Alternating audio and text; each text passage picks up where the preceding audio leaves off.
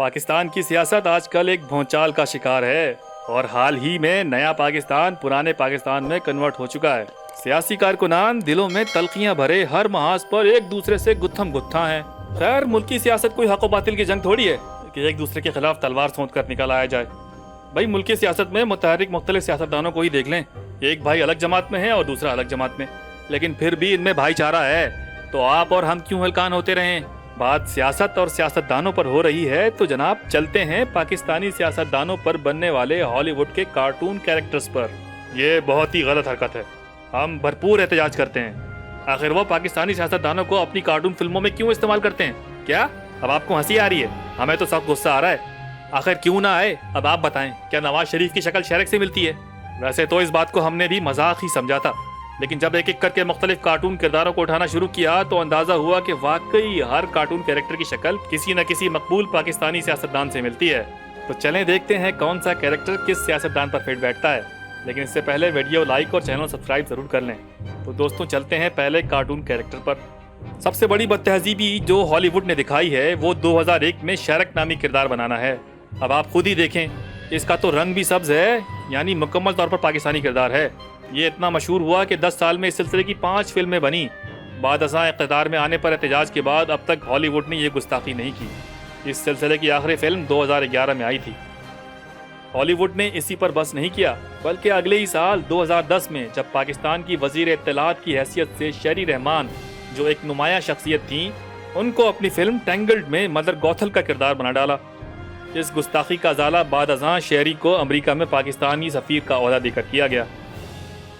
نئے پاکستان کی God mother شیری مزاری کے معاملے میں تو حد ہی ہو گئی۔ ہالی ووڈ نے ان کے اندر چھپی ہوئی سیاست کی صلاحیتوں کا اندازہ بہت پہلے لگا لیا تھا، اور ابھی انہوں نے صحافت کی دنیا میں قدم ہی رکھا تھا کہ 1989 کی فلم دی لٹل مارمیڈ میں ارسلہ کا کردار بنا ڈالا۔ بعد ازاں نئے پاکستان کے احتجاج کے بعد معاملہ کچھ ٹھنڈا ہوا اور 2007 سے لے کر اب تک اس سلسلے کی کوئی نئی فلم نہیں بنی ہے۔ شیخ رشید پاکستان کی سیاست کے اہم ترین کردار ہیں۔ ان کی شہرت 1980 کی دہائی میں ہی بالی ووڈ تک جا پہنچی تھی، جب وہ قومی سطح پر مشہور ہونا شروع ہوئے۔ 1983 میں کارٹون فلمز مکیز کرسمس کیرول میں پیٹ کے کردار کو مکمل طور پر شیخ رشید جیسا بنایا گیا اور کسی بھی قسم کے شک و شبہ کو مٹانے کے لیے اسے سگار بھی پکڑا دیا گیا۔ 2009 کی مشہور کارٹون فلم اب کا سن کی بڈھا، جس کا نام کارل فیڈرکسن تھا، حیران کن حد تک ہمارے سیاستدان اسفندیار ملی سے ملتا ہے۔ یہ اس زمانے میں جاری ہوئی جب اسفندیار صوبہ خیبر پختونخوا اور ملک کی سیاست میں اہم کردار ادا کر رہے تھے، اور یہی وجہ ہے کہ ان کی شہرت سے جل کر ہالی ووڈ نے ان کا کارٹون بنا ڈالا۔ حد ہے بھائی۔ نشان امتیاز کا قومی اعزاز رکھنے والے مرحوم رحمان ملک کسی تعارف کے محتاج نہیں تھے۔ دہشت گردی کے معاملے سے نمٹنے کے لیے موبائل فون سروس بند کرنے کا اچھوتا خیال ان کے ذہن سے ہی نکلا، اور آج دنیا بھر میں مقبول ہے۔ آپ اور ہم تو شاید انہیں 2008 سے جانتے ہیں، جب وہ وزیر داخلہ بنے، لیکن آپ کو معلوم ہونا چاہیے کہ وہ FIA کے مشہور عہدیدار تھے اور 1993 میں ڈائریکٹر کے عہدے تک بھی پہنچے۔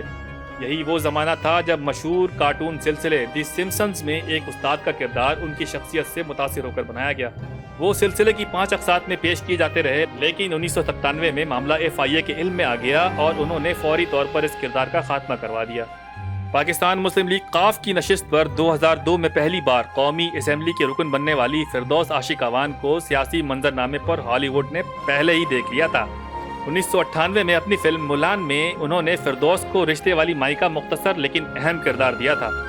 اگر آپ نے مولان دیکھی ہے، اس میں جب مرکزی کردار فامولان کے والدین اسے رشتہ کرانے والی ایک مائی کے پاس بھیجتے ہیں تو رشتہ تو کیا ہونا تھا، الٹا فامولان نے ہی اس کا اولیا بگاڑ دیا۔ ویسے والٹ ڈزنی نے ایک اور گستاخی کی، وہ یہ کہ جب 2004 میں فردوس عاشق اعوان اپنے عروج پر تھیں، مولان کا دوسرا پارٹ جاری کر دیا۔ وہ تو شکر ہے کہ اس میں رشتے والی مائی کا کردار نہیں تھا، ورنہ چودھری شجاعت حسین کی آواز میں پاکستان باضابطہ احتجاج کرتا۔ یہ بڑی غلط حرکت ہے جناب، یہ ہم اس کو برداشت نہیں کریں گے۔